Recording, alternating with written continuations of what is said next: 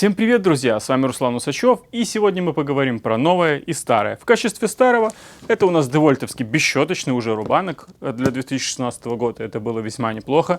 DCP-580N.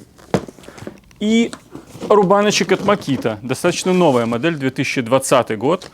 Тоже бесщеточный. Модель называется DKP-181.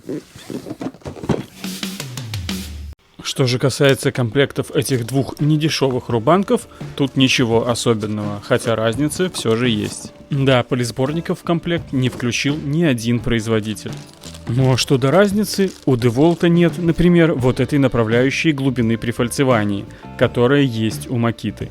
Параллельный упор выглядит также поосновательнее, чем у DeWalt, однако, думаю, на деле это вряд ли на что-то повлияет. По дизайну все стандартно, хорошо и понятно, никаких усложнений. Да и в целом этой модели уже более 5 лет. Вес без АКБ 2,528 грамм. Давайте с вами рассмотрим и поговорим про, на мой взгляд, важные элементы дизайна и компоновки этих рубанков. Оценить внешний вид можете вот таким образом. DeWalt выглядит покомпактней.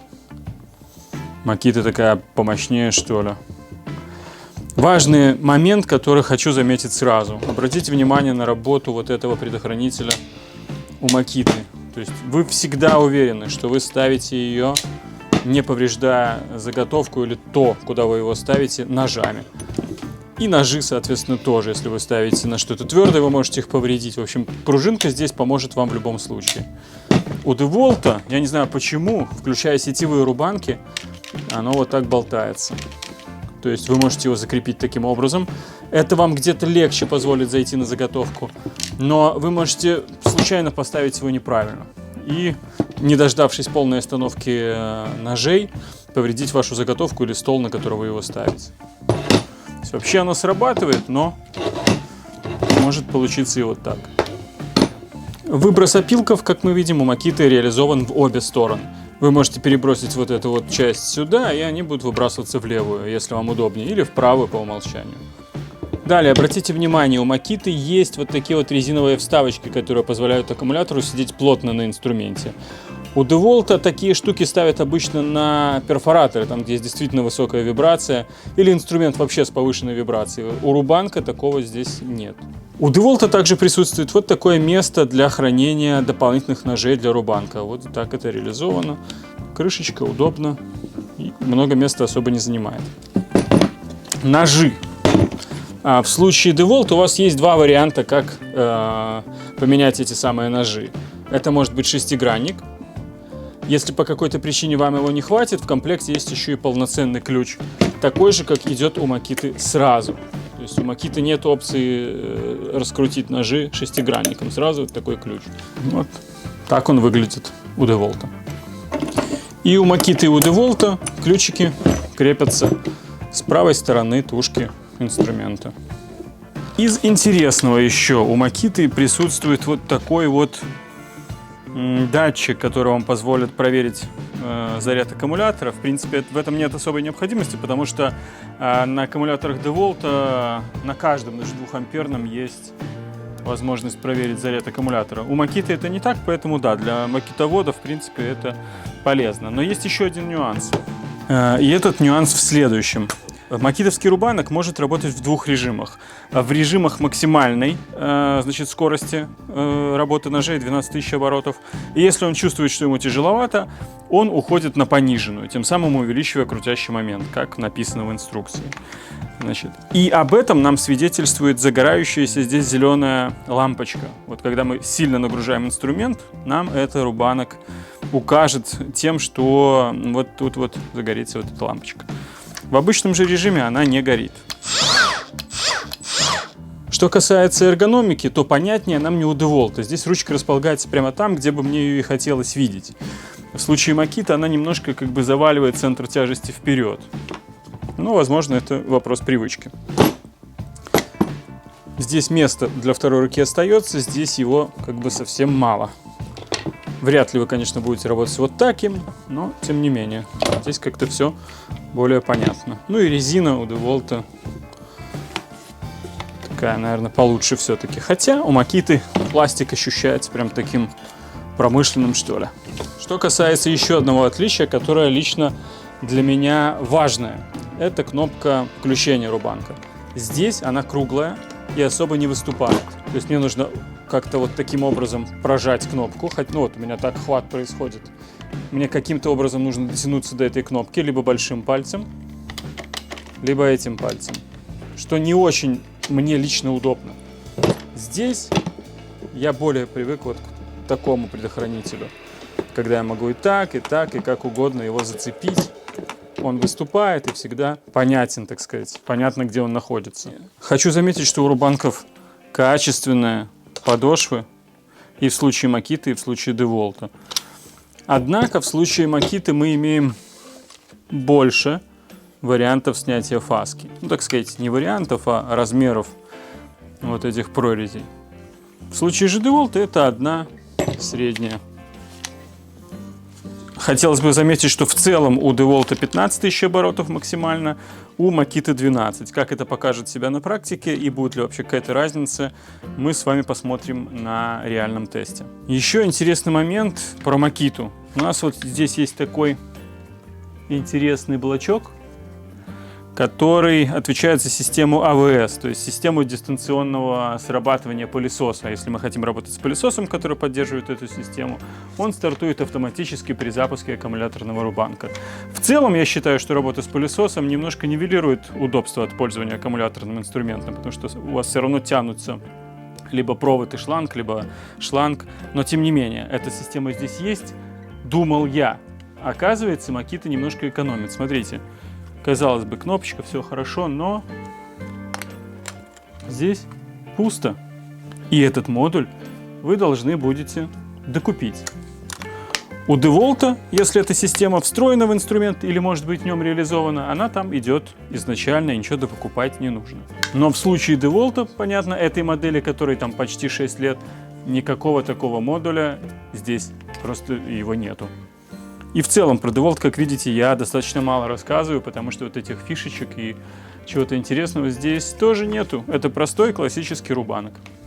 Что ж, давайте перейдем к реальному тесту. Возможно, некоторые нюансы выяснятся именно при реальном применении этих двух красавцев. Так, верстачок Black Decker Workmate 301. Так, аккуратненько. Установлю рубанок в режим 1 мм и для начала буду вести его не спеша. Перегрузить рубанок мы всегда успеем. Эту доску сложно назвать ровной и гладкой, поэтому рубанок первый проход делает с некоторыми рывками. В целом же работа двигателя достаточно равномерная. Такой параметр, как волны или задиры при заходе или выходе с заготовки, скорее зависит от техники работы, чем от рубанка. При заходе на заготовку прижимаем больше переднюю часть рубанка, а при выходе заднюю, и все будет хорошо. Я буду считать каждый проход рубанка при монтаже видео, и мы сможем оценить, сколько проходов этой доски в итоге DeWalt сделает на одном заряде аккумулятора. Я слышал, что кому-то не хватает его автономности. Проверим это на деле. Размер доски примерно 90 на 5 см. При работе Makita ощущается немного меньшее количество оборотов, но скорее по звуку. На заготовке плюс-минус все так же хорошо, как у DeWalt. А вот снова подошва Makita кажется более скользкой. Вести его немного проще. В целом, если говорить про разницу, то ощутима разница размеров. Макитовский рубанок как бы длиннее на заготовке. Его аккумулятор не расположен под углом, и в целом его линейный размер кажется больше. Мешает ли это при работе хоть как-то? Нет, по-моему, абсолютно не мешает. А вот эргономика ручки и кнопки, да, тут я на стороне DeWalt. Но это, конечно, та еще вкусовщина. Те, кто до этого работал макитовскими инструментами, скорее всего и выберут эргономику Makita. Давайте посчитаем, сколько проходов на 1 мм этого соснового бруса сделает девольтовский рубанок на аккуме 5 ампер-часов. Ну, точнее, я посчитаю. И помимо оценки энергоэффективности рубанка, мы увидим, что там у него с проблемой, не раз озвученной некоторыми. Проблемой забивания при работе. Ускорение будет в 20 раз. Смотрите сами.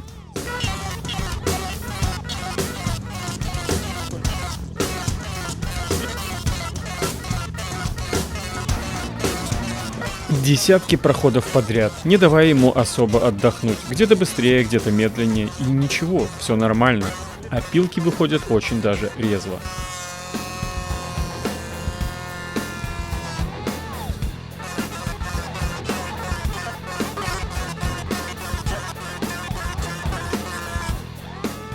Не успел я насладиться мыслью о великолепии и совершенстве, пусть и не совсем актуально уже в 21 году, но все же девольтовского творения, как... Да, смотрите, что сейчас произойдет. Скажу наперед, я связываю это с садящимся и немного перегретым аккумом, плюс торопливой подачей инструмента, и как следствие рубанку не хватает мощности, и конструктив выброса стружки дает сбой. А вот мы первый раз начали забиваться. Дальнейшие попытки работы приводили к такой же ситуации. Поэтому я считаю, на этом тест на время работы для DeWalt окончен. Итого при монтаже я насчитал примерно 79 проходов. Что, по-моему, весьма неплохо. А к вопросу того, что рубанок DeWalt забивается при работе, мы вернемся чуть позже в этом же видео.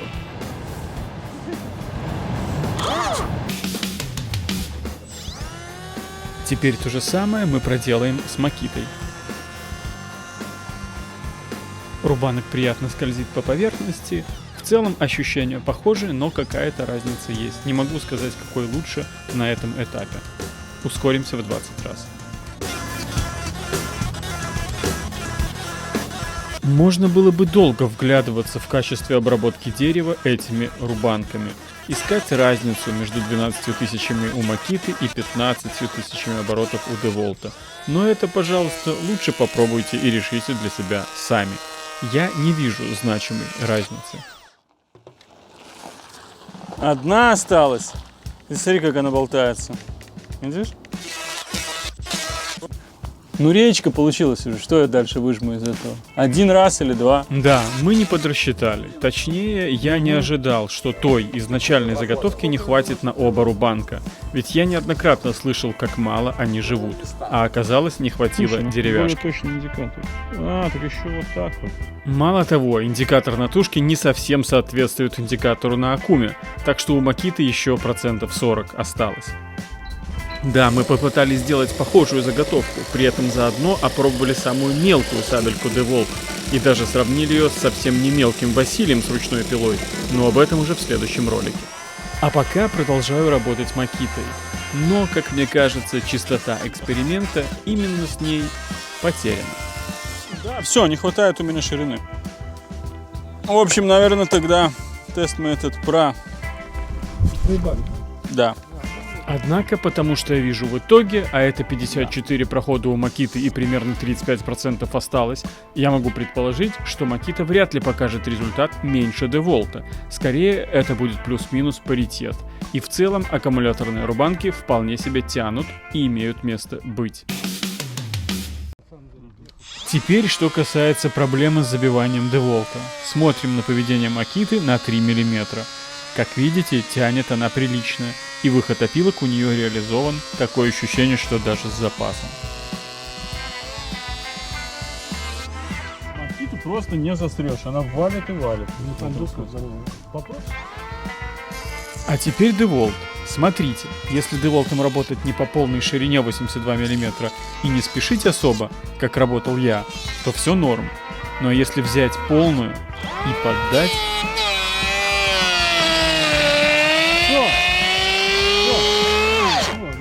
Да, все, приехали. Палочка для суши есть. О, палочка для суши. Ну, понятно. В общем, нужно работать с ним достаточно аккуратно. Руслан, ну так не должно быть. Почему здесь аккуратно? Пылесос нужен мощный. Он дает, знаешь, какой зазор для вылета. Да, вижу, большой, широкий. Большой вон просматривается. Видишь, какой здоровый? Ну, видно, да, Сейчас большой. посмотрим, что там. То ли у него угол. Может совсем. Видишь, он как бы... Вот смотри, как здесь сделано. Вот нахера вот это вот. Он, смотри, он заходит сюда, его выталкивает, И он тут застревает. и такое чувство, что он назад сюда попадает. Ну, в смысле, он накапливает. Ну да. А теперь посмотрите сами, как это происходит, и напишите ваше мнение, так как некоторая проблема действительно есть. Все. По моим наблюдениям, это происходит, когда работаешь именно на полную ширину или очень спешишь, или же на окончание заряда аккума. По-моему, это недоработка 100%. Расстояние между гребнем, который закручивает воздух, и самой щелью выхода опилок немного недостаточно, и все, получается проблема. У Макиты весь этот узел крупнее, и подобного не случилось ни разу. Сняв пластиковую часть, которая на двух винтах крепится к корпусу рубанка, мы немножко облегчаем эту ситуацию. Но тем не менее проблема все равно остается. Вот смотрите. Максимально хорошо видно, как это происходит.